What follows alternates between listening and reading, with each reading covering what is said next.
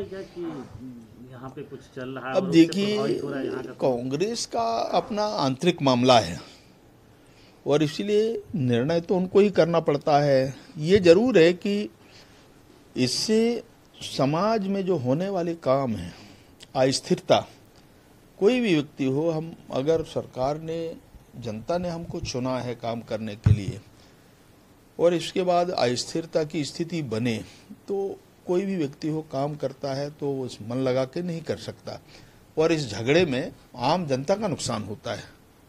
कांग्रेस का एक परंपरा इस प्रकार की रही है और हमेशा कोई ना कोई व्यक्ति इस दौड़ में या आपस के विवाद में, प्रतिस्पर्धा में, हम लोग बहुत समय से देखते आए हैं कि कांग्रेस का एक कल्चर है। इसलिए सामान्य तौर से लोग ऐसा मानते नहीं, क्या होगा नहीं होगा ये हमारे हाथ में नहीं है। कांग्रेस की ही लोग करने वाले हैं इस पे जो भी करना है, पर कुल मिलाकर के जनता का नुकसान हो रहा है, ये ठीक नहीं है। आखिरी सवाल ये है कि बंद होने के आधार पर है और एक संकट है कि आपको देखिए, इसकी चिंता सरकार और कोयला मंत्रालय कर ही रहा है। आपने देखा ही होगा कि कोई इस प्रकार की स्थिति नहीं है। कई बार हमारे सामने इस प्रकार की परिस्थितियां बनती है, परंतु जितना जो रिक्वायरमेंट है उस रिक्वायरमेंट के आधार पर हम लोग उसको पूरा करते हैं और सरकार उसको देखती है और है संज्ञान में ये विषय आया है कि ये जैसा हवा चली है, परंतु ऐसा कोई विषय नहीं है। कोई इस प्रकार की स्थिति आज की स्थिति में नहीं है। हम लोग कोशिश कर रहे हैं कि इस सेक्टर को और थोड़ा बढ़ाएं, परंतु जितना रिक्वायरमेंट है, ज़रूरत है, उसको हम पूरा करते हैं। कवर्धा में यहाँ पे स्थिति बनी, धर्मांतरण एक बड़ा मुद्दा बीजेपी बना के चल रही है। इस बीच में सीएम भूपेश बघेल का बयान कल आया कि बीजेपी के पास बस दो ही एजेंडे हैं, एक तो सांप्रदायिकता और दूसरा धर्मांतरण, और उसी के सहारे बीजेपी अशांति फैलाना चाह रही है।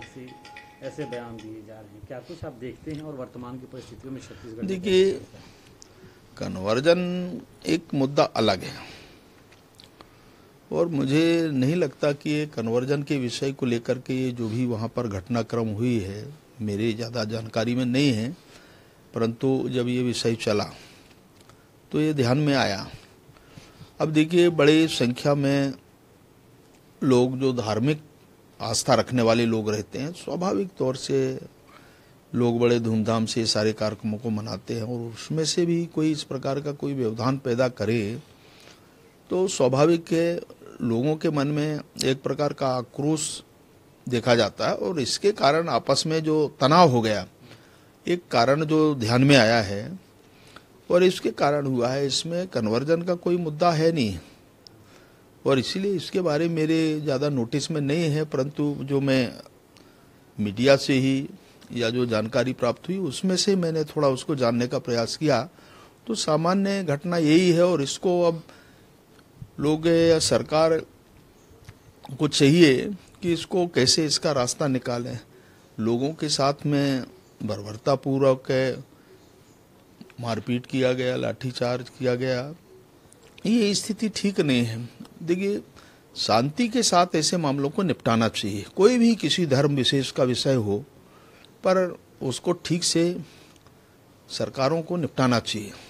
कांग्रेस की सरकार इस तरह की घटना, कांग्रेस हमेशा चाहती है, देखो, किसी जाति समुदाय विशेष को लेकर के कभी चर्चा करना, कभी उनको प्रोत्साहित करना, समाज के अंदर इस प्रकार की स्थिति का निर्माण करना। देखिए, कांग्रेस में आप देखें, पुराने अगर इतिहास देखें तो अनेक घटनाएं आपको मिलेंगी और इसके कारण जिस प्रकार का एक तनाव का वातावरण बनता है। आज यूपी उदाहरण आप देख सकते हैं, वो भी एक सरकार है, निर्वाचित सरकार है, यहाँ भी निर्वाचित सरकार है, परंतु यूपी के बारे में लोगों की धारणा अच्छी नहीं थी। परंतु आज उत्तर प्रदेश के बारे में आम तौर से लोगों की ये मान्यता है कि यूपी में लाइन ऑर्डर बहुत अच्छा तरीके से वहाँ मेंटेन किया गया और अगर इस प्रकार के कोई भी व्यक्ति हो, अगर कोई सांप्रदायिक तनाव या वातावरण फैलाने का प्रयास अगर कोई करता है तो उन पर सख्त कार्रवाई सरकार ने किया है।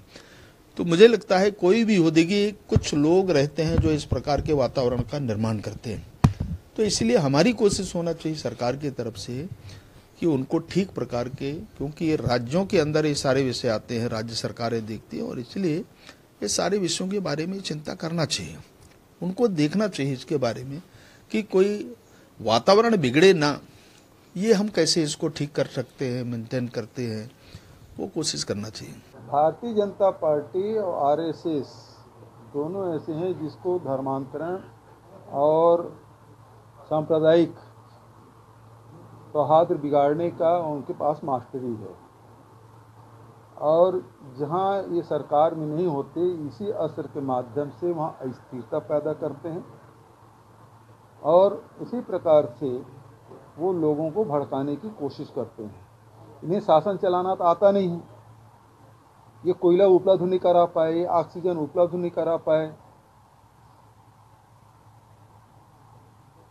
ये और जो देश में आप देखेंगे पेट्रोल के भाव कम नहीं कर पा रहे हैं, महंगाई कम नहीं कर पा रहे हैं, इनसे स्थिति सुधर नहीं रही है। तो ये उसी प्रकार के दंगे भड़काने का काम, समाज में जहर घोलने का काम, ये आज़ादी के पहले से करते आ रहे हैं और अब भी ये लोग यही कर रहे हैं।